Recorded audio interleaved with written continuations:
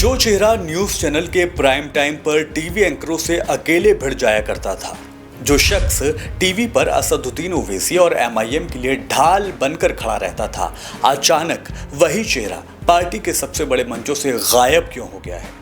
दोस्तों, बात हो रही है एआईएमआईएम के राष्ट्रीय प्रवक्ता सैयद आसिम वकार की। हाल ही में ओवैसी ने यूपी से बहराइच में मिशन 2027 का बिगुल फूंक दिया है।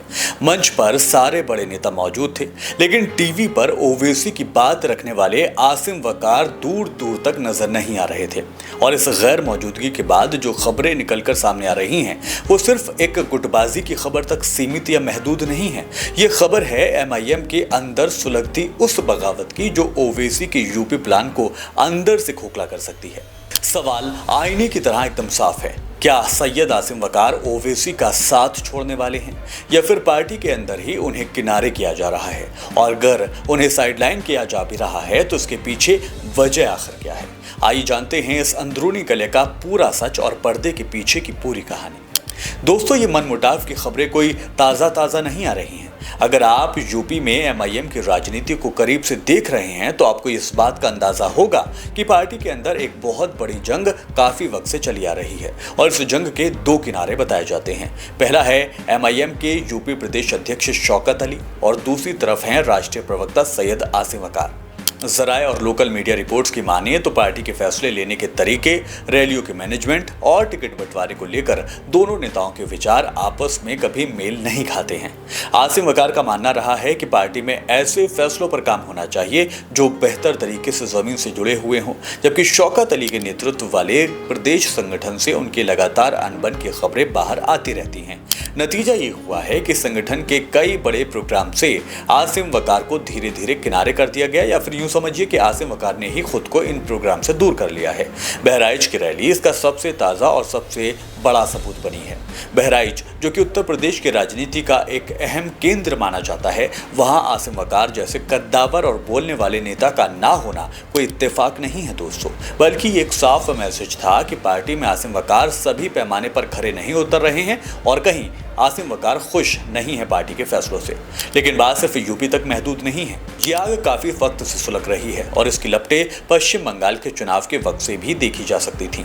अगर आपको याद हो तो पश्चिम बंगाल विधानसभा चुनाव के दौरान एमआईएम ने कई स्थानीय नेताओं और हुमायूं कबीर जैसे चेहरों के साथ गठबंधन और तालमेल की रणनीति बनाई थी। उस वक्त भी सैयद आसिम वकार ने सार्वजनिक और निजी तौर पर पार्टी के इन राजनीतिक फैसलों से अपनी असहमति दर्ज कराई थी। नतीजा क्या हुआ? आसिम वकार ने बंगाल में पार्टी के प्रचार से खुद को दूर कर लिया। टीवी डिबेट्स में अपनी तेज तर्रार छवि के लिए जाने जाने वाले आसिम वकार का इस तरह से रैलियों और चुनाव प्रचार से पीछे हट जाना इस बात को साबित करता है कि मतभेद सिर्फ पार्टी कार्यकर्ताओं से नहीं है, बल्कि पार्टी की नीतियों और फैसलों से भी है। और वैसे भी जब चुनाव की आहट के दौरान कोई राष्ट्रीय प्रवक्ता पार्टी के राष्ट्रीय फैसलों से ही खुद को काटने लगे, समझ जाइए कि पानी सर से ऊपर जा चुका है। अब सवाल यह है कि आगे होने वाला क्या है? क्या सैयद आसिम वकार एमआईएम में अपनी बात मनवा पाएंगे या फिर वो कोई नया रास्ता अख्तियार करने वाले हैं? क्योंकि दोस्तों, राजनीतिक गलियारों और मीडिया के सूत्रों में दो बड़ी चर्चाएं बहुत तेजी के साथ जोर पकड़ रही हैं। इसमें पहली चर्चा तो ये है कि आसिम वकार पार्टी के अंदर ही रहकर ओवैसी से सीधे वार्तालाप करेंगे और यूपी संगठन में अपनी मौजूदगी को मजबूत करने की कोशिश करेंगे। वहीं दूसरी चर्चा ये है कि उत्तर प्रदेश की राजनीति में जिस तरह से मुस्लिम वोट बैंक को लेकर कांग्रेस और समाजवादी पार्टी आक्रामक बने हुए हैं, ऐसे में अटकलें लगाई जा रही हैं कि क्या आसिम वकार किसी दूसरे सेक्युलर पार्टी का रुख कर सकते हैं, उनसे हाथ मिला सकते हैं या फिर दूसरी पार्टी को ज्वाइन कर सकते हैं। अगर आसिम वकार एमआईएम को छोड़ देते हैं तो ये ओवैसी के लिए टीवी और मीडिया पर एक बहुत बड़ा नुकसान होगा, क्योंकि आसिम वकार उन गिने चुने प्रवक्ताओं में से हैं जो विरोधी पार्टियों के नेताओं के सामने पूरी आक्रामकता से ओवैसी का पक्ष रखते हैं। उनका जाना उत्तर प्रदेश में एमआईएम की इमेज पर भी सीधा डेंट करने वाला है, असर करने वाला है।